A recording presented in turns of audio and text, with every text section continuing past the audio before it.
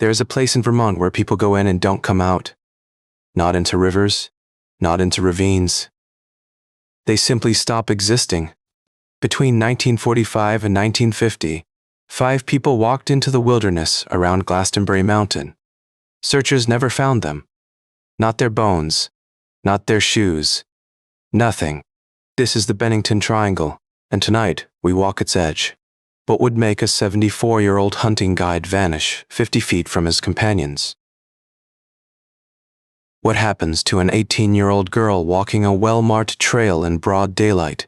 How does a man disappear from a moving bus seated among other passengers somewhere between 2 stops on a winter road? The answers, if they exist at all, are buried somewhere beneath that dark Vermont soil. Or perhaps something else entirely.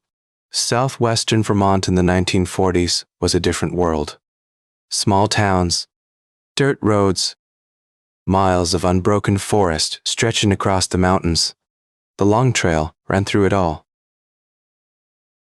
One of the oldest hiking paths in America, cutting north through some of the most remote wilderness on the East Coast. Glastenbury Mountain stood at the center. By the 1940s, the town of Glastenbury itself was nearly abandoned. A logging community that the forest had slowly reclaimed. Native American tribes had avoided this mountain for generations. Some considered it cursed ground, a place where the winds made strange sounds, where things weren't quite right. On November 12, 1945, Middie Rivers led a small hunting party into Bickford Hollow. He was 74 years old. He had hunted these woods his entire life. Rivers knew every trail, every stream, every deer path. The younger men struggled to keep pace with him as they pushed deeper into the forest. At some point, Rivers pulled ahead of the group, just a few dozen yards. Close enough to hear. He was walking back toward camp when he stepped around a bend in the trail. No one saw him again. The search that followed covered hundreds of acres. Dogs, volunteers, every resource the county could muster. They found exactly one thing, a single rifle cartridge. That was all that remained of Middie Rivers. A man who had walked these woods thousands of times, gone without a trace. 1 year later, December 1, 1946, Paula Jean Welden told her roommate she was going for a hike. She was 18 years old, a sophomore at Bennington College. She wore a bright red jacket, jeans, lightweight sneakers, not proper hiking gear. But she was young. It was just a walk in the woods. Several people saw Paula that afternoon. A local businessman spotted her near the Long Trail entrance. A couple passed her on the trail itself. She seemed fine, walking purposefully. An elderly man on the trail watched her turn a corner and disappear behind an outcropping of rock. That was the last anyone ever saw of Paula Welden. The search for Paula was massive. FBI agents joined local authorities. A $5,000 reward was posted. Volunteers combed every inch of accessible terrain. Nothing. Not a footprint in the mud. Not a thread from her jacket caught on the branch. Paula Jean Welden had evaporated. The investigation's failures shocked Vermont. The lack of coordination between agencies, the confusion, the lost time. Something had to change. Paula Welden's disappearance directly led to the creation of the Vermont State Police, a new force, built because the old system had failed a missing girl. 3 years passed. December 1, 1949, the anniversary of Paula's vanishing. A man named James Tedford boarded a bus in Burlington, heading home to Bennington. Tedford was 68 years old, a veteran. He had been visiting relatives in the area. He was carrying luggage. Other passengers saw him settle into a seat. The bus made several stops between Burlington and Bennington. At each stop, passengers got on and off. Tedford remained in his seat. Or so everyone assumed. When the bus reached Bennington, James Tedford was gone.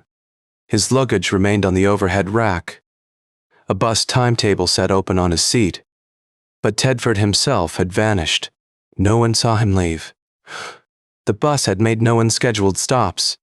Between one town and the next, a man had simply ceased to exist. October 12, 1950. Less than a year later. An 8-year-old boy named Paul Jepson was waiting in his mother's truck while she fed pigs on their farm. She was gone, maybe an hour. When she returned to the truck, Paul was missing. He had wandered off, she thought. Children do that. Paul was wearing a bright red jacket, just like Paula Belden had worn. Searchers would later say they should have been able to spot him from a mile away. Bloodhounds tracked his scent. The trail led toward Glastenbury Mountain. Then, at a certain point, the scent simply ended. The dogs circled, confused. There was nothing more to follow. 16 days later, October 28, 1950. Frieda Langer set out for a hike with her cousin near Somerset Reservoir. She was 53, an experienced hiker who knew the area well. During their walk, Frieda fell into a stream and got her clothes wet. She told her cousin she would hurry back to camp to change. She set off alone. The camp was less than a quarter-mile away. Frieda Langer had walked that path dozens of times. She never arrived. The search for Frieda was the most extensive yet. Planes flew overhead. Hundreds of volunteers walked shoulder to shoulder through the forest. 7 months later, in May 1951, Frieda's body was finally found. In an open area that had been searched multiple times. The body was too decomposed to determine cause of death. Frieda Langer is the only one of the 5 whose body was ever recovered. And her discovery raised more questions than it answered. That area had been searched. Thoroughly. Repeatedly. 5 people. 5 years. One small patch of Vermont wilderness. Author Joseph Citro saw a pattern.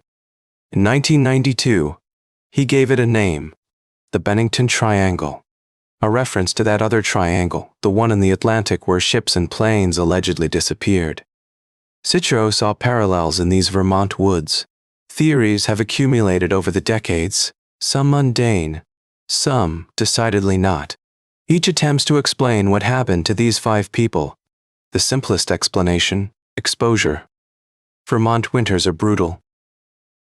A wrong turn, wet clothes, dropping temperatures. Hypothermia can kill quickly, but exposure doesn't explain why bodies were never found. It doesn't explain a man vanishing from a bus. It doesn't explain the scent trails that ended in the middle of nowhere. Some theorize a serial killer, someone who knew these woods intimately, who could hunt and dispose of remains so completely they would never be found. Others point to the geography. Fissures in the rock. A bend in mine shafts. Underground streams that could carry a body miles from where it fell. And then there are other theories. The kind that emerge when rational explanations fail. Interdimensional portals. Cryptid predators. Things that hunt in the deep woods. Native American oral histories speak of something in these mountains. A presence that predates European settlement. The Abenaki called this area forbidden ground. The Bennington area had its own strange history. In 1892, a stagecoach disappeared with all its passengers on the road to Glastenbury, just vanished. Some locals spoke of an eerie coincidence in the disappearances. 3 of the 5 occurred between October 12 and November 12. 3 involved people wearing red. Coincidence, perhaps.